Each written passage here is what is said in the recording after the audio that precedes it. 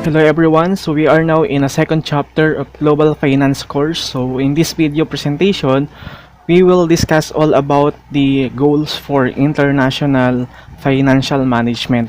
But before we proceed to the bottom line of our discussion, let's have first some discussion about some special features of international financial management. So to better understand these features, let's compare the international financial management to purely domestic finance. So first, in terms of exposure to foreign exchange, we all know that one of the hottest and one of the well-known topics in financial management is the foreign exchange. But we sometimes forget to know if this has a huge impact on the financial management system that we have. So if we will focus on the international financial management, every transaction of international business is impacted by currency exposure, while there is no impact of currency exposure naman when we will focus the purely domestic finance. It means that international financial management covers the international transactions like fund transfer that may be affected by constant change in terms of foreign exchange. On the other hand, in purely domestic finance, the transactions are within the scope of one country, so the transaction have no exposure to foreign exchange. The next point of comparison is the macro business environment. So when we talk about macro business environment, it refers to the broader condition of an economy as opposed to specific markets. So meaning, malawakan ang scope ng business operation. Thus, when we put the international financial management and the purely domestic finance in a context, international financial management has an exposure to different economic and political environment, while purely domestic finance has an exposure only to the same economic and political environment. Let us dig it up by giving more specific examples. So let's say Samsung as an international company and operates around the world. Dahil merong malawak na business operations ang Samsung sa iba't ibang bansa sa mundo, so hindi lang iisang economic and political environment ang iintindihin ng company, kundi marami. So magkakaroon siya ng exposure sa iba't ibang economic and political environment. On the other hand, PLDT, for example, operates within the country, so this company has no exposure to different economic and political environment of different countries.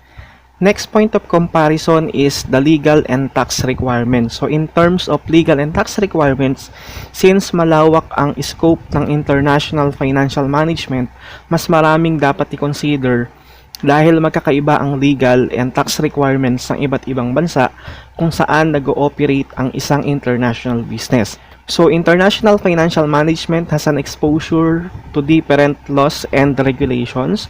So, when it comes to purely domestic finance, there is an exposure to the same laws and regulations. So, meaning kung sa Pilipinas lang nag-ooperate ang isang negosyo, exposed lang ang business operations and yung finance sa laws and regulations ng Pilipinas. So the next point of comparison is the stakeholders group. I know that you are already exposed with the definition and different types of stakeholders, so it is easy for you to understand this part. Kapag ang international financial management ang tinutukoy, the business is exposed with the stakeholders with different cultures, different beliefs, and different language, and so on. While purely domestic finance is exposed only to the stakeholders with the same culture, beliefs, and languages, and so on.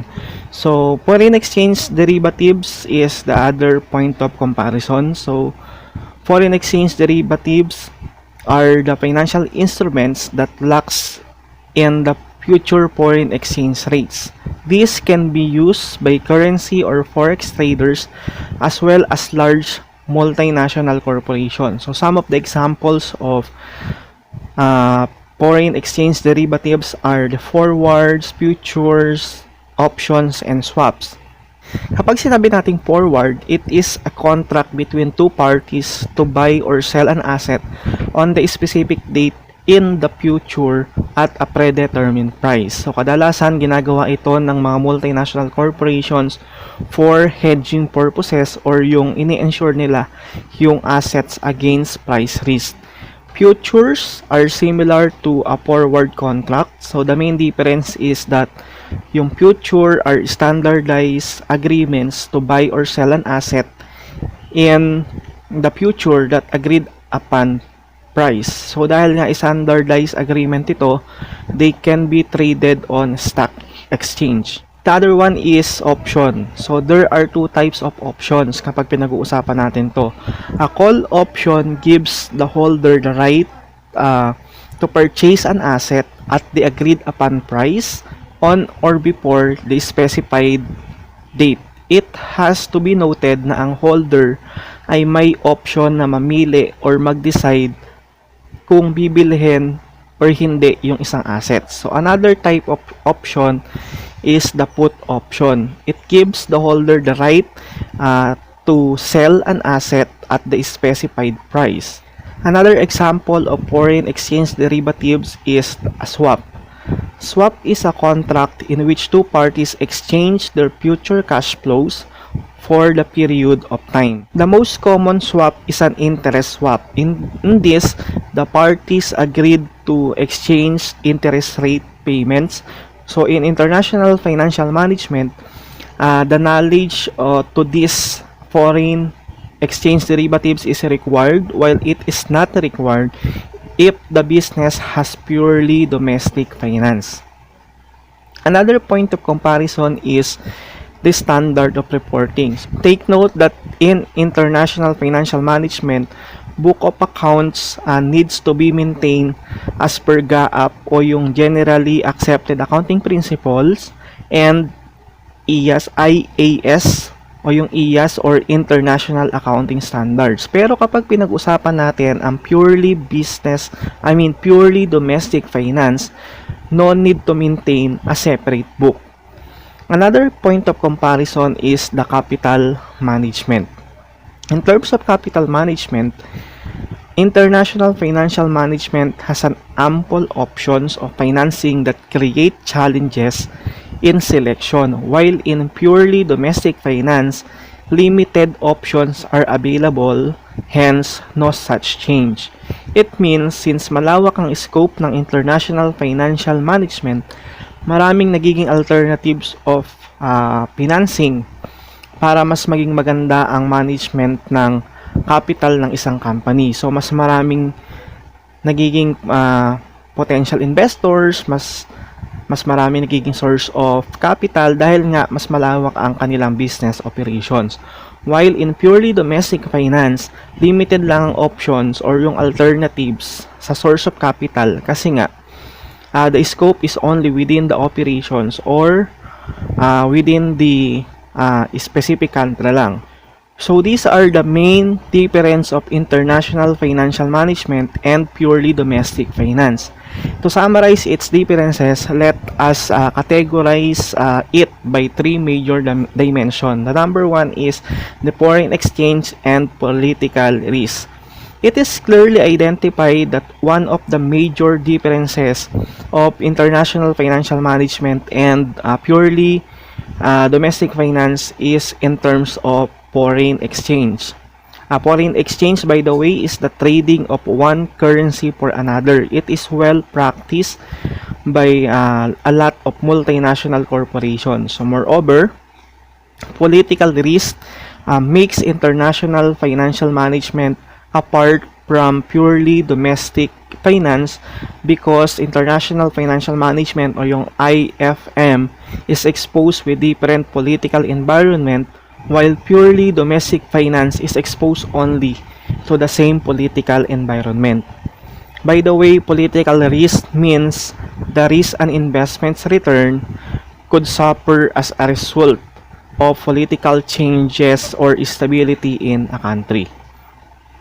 Number two is market imperfection. So we explained from our last video presentation about market imperfection. So we all know that if the business operates in multinational level, the market imperfection is highly present, since it is also one of the reasons why businesses are deciding to operate internationally. The last dimension is the expanded opportunity set. In international financial management, the business organization will be having a plenty of opportunities and alternatives because of broadened operations, while purely domestic finance is limited in nature. So these are the three major dimensions that makes the international financial management apart from purely domestic finance. In our next video presentation, we will discuss the importance and challenges of international market as well as the different goals for global finance. So thank you and keep safe everyone.